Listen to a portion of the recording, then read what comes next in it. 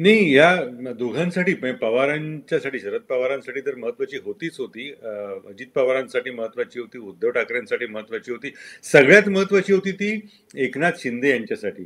याचं कारण असं ना, की या बाकीच्या 4 नेत्यांना मागे वळून जाण्यासाठी त्यांचा स्वतःचा पक्ष आहे. एकनाथ बरोबर. शिंदेकडे काहीच नव्हतं. त्यांच्यासाठी फक्त मुख्यमंत्री पद हेच पक्ष जिवंत ठेवण्यासाठीचं एक रसायन होतं. त्यामुळे त्यांना जिंकणं क्रमप्राप्त होतं आणि जिंकून सुद्धा आता परत मुख्यमंत्रीपद राखणं क्रमप्राप्त आहे. त्याच वेळेला उद्धव ठाकरे यांच्यासाठी हा अतिशय जगण्या मरण्याचा प्रश्न होता. याचं कारण असं की जर त्यांची शिवसेना राहिली नाही, बऱ्यापैकी संख्या मिळाली नाही, तर अर्थातच जे काही राहिलेले उरलेले मोजके असतील, तर मला वाटतं आदित्य आणि उद्धव ठाकरे किंवा आणखी काही संजय राऊत असे 10-12 सोडले, तर बाकीचे सगळे अर्थातच पुन्हा एकदा एकनाथ शिंदेच्या दिशेने जाऊ शकतात. आणि याचं त्यांच्यासाठी हे महत्वाची का, तर याच्या पाठोपाठ 6 महिन्यामध्ये मला वाटतं महापालिकेच्या निवडणुका होतील, मुंबई महापालिकेच्या निवडणुका होतील. तर मुंबई महापालिका ही जर शिवसेनेच्या हातामधनं गेली, तर ते त्यांच्यासाठी प्राणांतिक संकट असेल. त्यामुळे उद्धव ठाकरे यांच्यासाठी हा खूप निकराचा लढा होता आणि त्या निकराच्या लढ्यामध्ये त्यांनी ज्या पद्धतीनं जुळवून घ्यायला हवं होतं ते घेतलं नाही.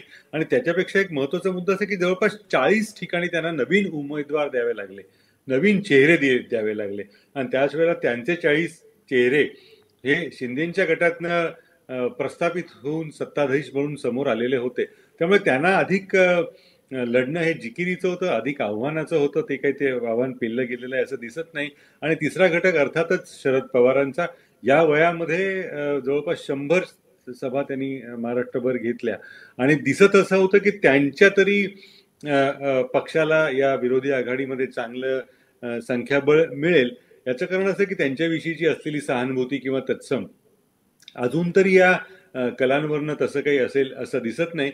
त्यामुळे त्या बाबतीत सुद्धा राष्ट्रवादी खरी कोणती हा निकाल जर तसा असेल तर तो त्या मार्गाने जाईल अशी चिन्ह आहेत. आता यांच्यासाठी एकच एक मुद्दा राहतो की जो आतापर्यंत 2 वर्षात कधीही निकालात निघाला नाही, तो न्यायालयाकडून आपले प्रश्न सोडवून घेण्याचा. पण त्याची आशा बाळगण्यात काही अर्थ नाही. राजकीय आघाडीवर त्या तिघांचाही म्हणजे दोघांचाही पूर्ण पराभव झालाय असंच आपल्याला मान्य करावं लागेल. म्हणजे अर्थात अगदी न्यायालयात अगदी या दोघांचीही बाजू सरशी ठरली, म्हणजे शरद पवारांची असेल किंवा उद्धव ठाकरेंची, तरी प्रत्यक्ष राजकीय मैदान जे आहे ते मात्र शिंदेंनी आणि अजितदादांनी आत्ता मारलेलं दिसतंय. तर या सर्व गोष्टींचा अर्थात प्रत्यक्ष पक्षावरही परिणाम होईल. तर काय वाटतंय की हे हे जे दोन पक्ष आहेत, म्हणजे आत्ता अजितदादांचा आणि शिंदेंचा, यांच्याकडे मोठ्या प्रमाणावर इन्कमिंग परत सुरू होईल? कारण अजितदादांच्या बाबतीत आपल्याला असं पाहायला मिळालं होतं की त्यांच्याकडे जी मंडळी मध्यंतरीच्या काळात आली होती त्यांनी एकूण चित्र बघितलं आणि ते चित्र थोडंसं शरद पवार गटाच्या दिशेने जाणारं होतं आणि तिकडनं आउटगोईंग सुरू झालं होतं. आणि येणाऱ्या काळात पुन्हा सगळ्या निवडणुका असतील, म्हणजे महत्त्वाच्या सर्व नगरपालिकांच्या असतील, महानगरपालिकांच्या असतील, तर पुन्हा एकदा या बाजूला पुणे जिल्हा इन्कमिंग सुरू परिषद होईल आहे. आता आणि याचा खूप मोठा परिणाम होईल. अशीच अशीच हो, अशी सरळ सरळ चिन्ह दिसत आहेत.